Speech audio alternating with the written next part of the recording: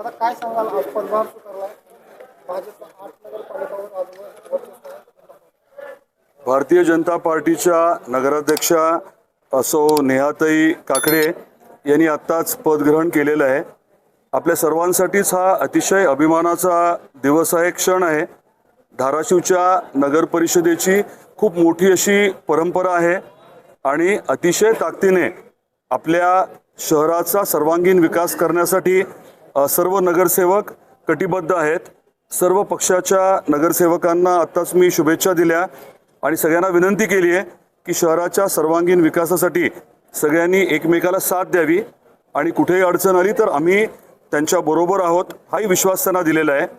आपल्या धाराशिव शहराच्या ज्या अडचणी आहेत त्या दूर करण्याच्या अनुषंगाने 100 दिवसाचा एक पहिला कार्यक्रम जसा आदरणीय मुख्यमंत्री देवेंद्रजी फडणवीस साहेबांनी राज्य सरकारच्या बाबतीमध्ये केलेला आहे, त्याच पद्धतीने आपल्या नगर परिषदेच्या बाबतीत देखील 100 दिवसाचा एक कार्यक्रम आम्ही ठरवतोय आणि 1 आठवड्याच्या आतमध्ये त्याचं स्वरूप जे आहे ते आपल्यासमोर मांडलं जाईल.